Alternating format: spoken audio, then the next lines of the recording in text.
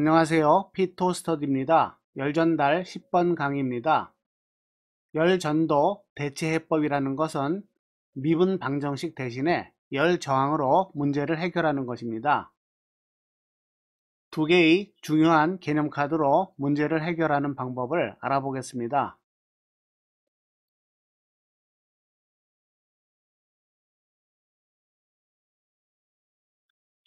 미분 방정식으로부터 해를 구하는 표준 해법에 대비해서 등가 열 회로를 이용하여 전도 문제를 해석하는 방법을 대체해법이라고 합니다.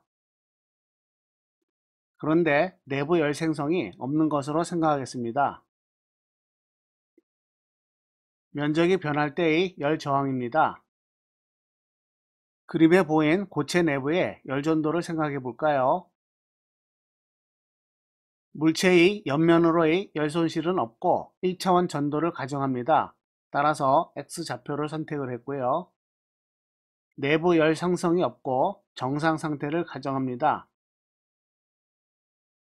그러면 에너지 보존으로부터 들어간 에너지와 나온 에너지는 동일합니다.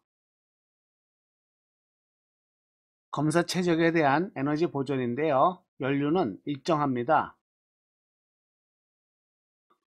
22번식은 면적 AX가 위치에 따라 바뀌더라도 항상 성립합니다. 물론 1차원 가정이 허용되는 경우에 국한합니다. 열 전도율 K가 온도의 함수라 하더라도 마찬가지로 성립합니다. 쉽게 말해서 똑같은 양의 연료가 통과한다는 뜻입니다.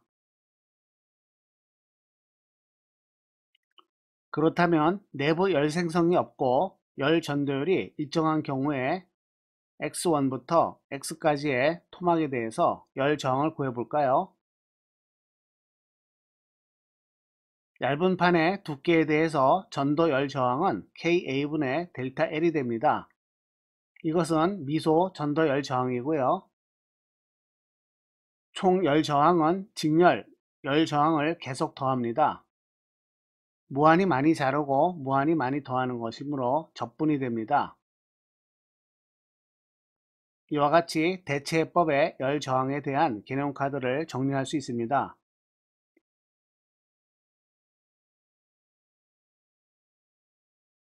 그리고 온도 분포를 X에 대한 함수라고 하면요.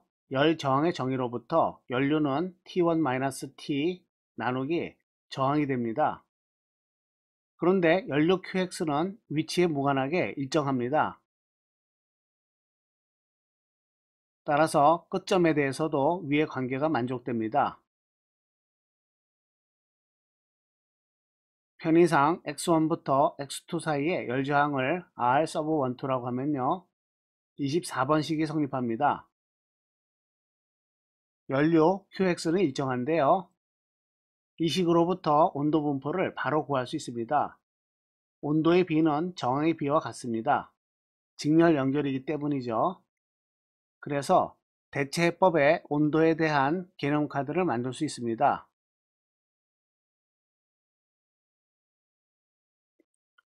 특히 면적이 일정하게 되면 온도 분포는 직선의 형태가 됩니다.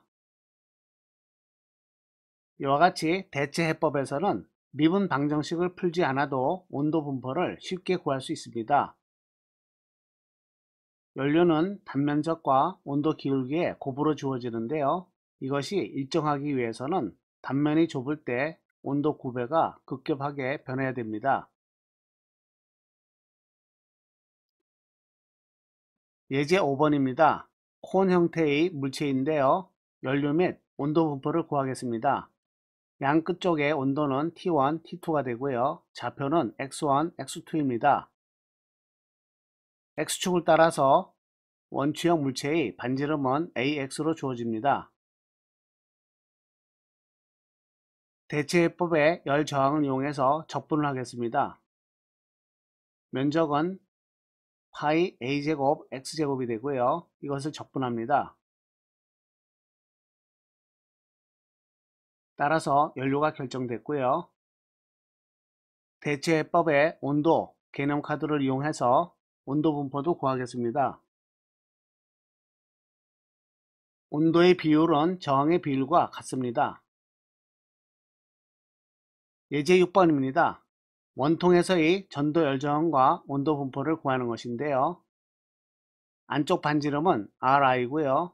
바깥 반지름은 RO입니다. 위치 R인 지점에서의 단면적은 둘레 곱하기 H입니다. 2πrH이므로 대입을 하고 적분했습니다. 저항이 구해지면 연료도 구해지고요. 온도 분포도 구해집니다. 알고 있는 저항을 이용해서 연료를 구했고요. 온도 B로 나타내면 저항 B에 의해서 온도 분포가 구해집니다. 이와 같이 대체 해법이 아주 편리합니다. 미분 방정식으로부터 해를 구하는 표준적인 방법을 따르면 미분 방식을 풉니다. 미분값이 제로이므로 안쪽의 값은 상수입니다. 이것을 적분해서 온도 분포가 구해지고요. 경계 조건을 이용해서 적분상수를 구하면 똑같은 결과가 얻어집니다. 예제 7번입니다. 같은 형태의 문제인데요. 이번에는 속빈 9가 됩니다. 안쪽 반지름과 바깥쪽 반지름이 주어져 있고요. 고체의 열 전도율은 일정하고 내부 열 생성이 없다고 합니다. 고체 내부에 대한 단면적은 9의 표면적이므로 4파의 R제곱입니다. 이것을 적분해서 31번식이 구해지고요. 저항이 결정됩니다.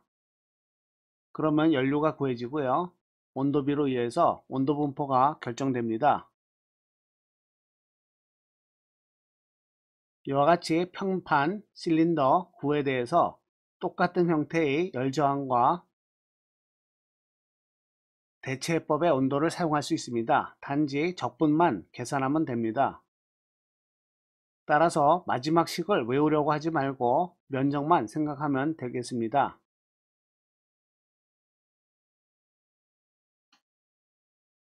예제 8번입니다. 구체적인 계산인데요. 안쪽 반지름이 2cm, 두께 3cm인 황동관이 있습니다. 내부에는 고온 유체가 흐릅니다. 온도는 90도이고 열전달 계수는 100입니다.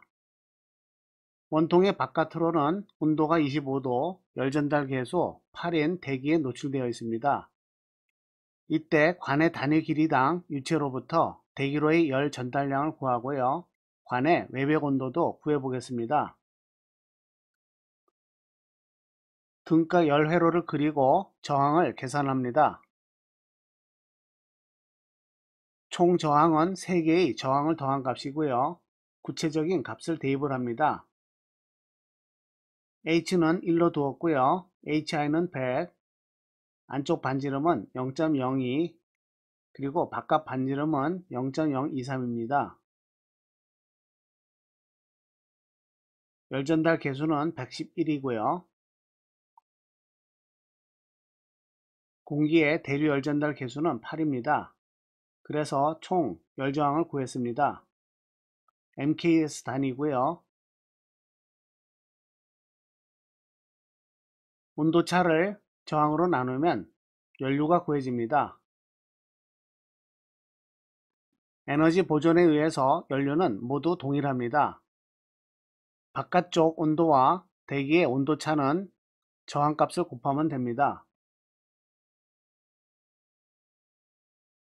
따라서 35번식으로부터 계산을 하면 바깥쪽 온도는 84.51도가 됩니다. 이 문제를 미분 방정식의 관점에서 서술해도 되는데요.